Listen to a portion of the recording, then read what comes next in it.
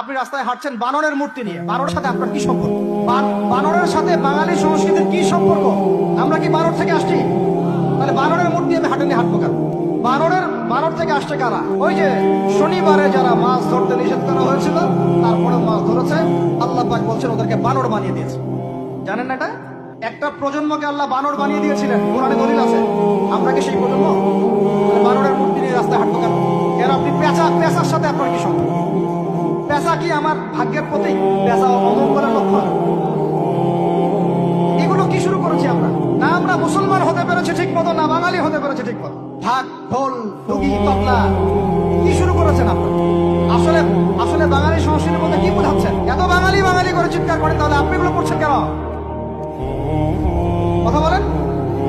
আমাদের বাপ দাদারা বাঙালি ছিলেন, খাঁটি বাঙালি, তাহলে আমরা কেন এখন জয়ীফ বাঙালি হলাম কেন? জাল বাঙালি হলাম? আপনার বাসার কমোড পর্যন্ত ইংরেজদের আদলে করা, সবকিছুই খাবার অভ্যাস, খাদ্যাভ্যাস আপনি পিৎজা বার্গার ছাড়া খাইতেই পারেন, খাদ্যাভ্যাস ইংরেজদের। তারপরে খাওয়া হালাল না হারাম সেটা প্রশ্ন করছি না আমি। আপনি প্যাশনেট না তো আমাদের সংস্কৃতি নিয়ে? আমাদের সংস্কৃতির মূল জায়গাটা কই? পাঞ্জাবি পায়জামা তো পড়ছেন না, এটা আমাদের সংস্কৃতি ছিল। সংস্কৃতি দেখেন, সংস্কৃতি কি ছিল আমাদের? আমাদের বাপদাদাদের যুগটা চলে যান, ওই ফজরের আগে তারা ঘুম থেকে উঠতেন, আসসালাতু খায়রুম মিনান নাওম গানে গেলে ঘুম থেকে উঠে যাইতেন, নামাজ পড়তেন, বাংলার ঘরে ঘরে কোরআন তেলাওয়াত শোনা যাইতো। এখন কি শোনা যায়? ফজরে পুরা ঘুম।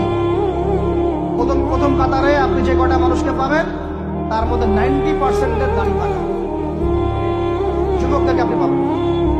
এরা ঘুমাচ্ছে রাত 3টায় 4টায়, 3-4টা পর্যন্ত এরা ফেসবুক, ইউটিউব, টিকটক এবং মেয়েদের সাথে হারাম অ্যাফেয়ার। এই ছেলেরা কি আদতে বাঙালি? এরা কি বাঙালি? না আমরা মুসলমান হতে পেরেছি ঠিক মতো, না বাঙালি হতে পেরেছি ঠিক মতো। যখন ইংরেজ বিরোধী বিদ্রোহ চলছিল না, তখন বাঙালিরাও কবিতা লিখেছিল হিন্দিতে। আপনারা তো এগুলো হিস্ট্রি পড়েনও না। তখন তারা বলতেন, একটা স্লোগান দিতেন, সরফরোশি কি তামান্না আব হামারে দিল মে হ্যায়, দেখনা হ্যায় জোর কিতনা বাজুয়ে কাতিল মে হ্যায়। বুঝেন না কথা? আমাদের মনের মধ্যে এখন সরফরোশি কি তামান্না, স্বাধীনতার চেতনা আমাদের মনের মধ্যে এসেছে। দেখার বাকি আছে জালেমের বাহুতে কত শক্তি আছে। আপনারা এখন কাজী নজরুল ইসলামের কবিতা পড়েন না। এক ভাই কবিতা আবৃত্তি করেছিলেন, এখানে খুব সুন্দর হয়েছে, মাশাআল্লাহ। এগুলোর চর্চা কোথায়? সংস্কৃতি নিয়ে যে আমরা এত বড়াই করি, বলেন বাঙালির সংস্কৃতির চর্চা কোথায়? কাজী নজরুল ইসলামের কবিতা আমরা আমাদের পাঠ্যপুস্তকে পড়েছি।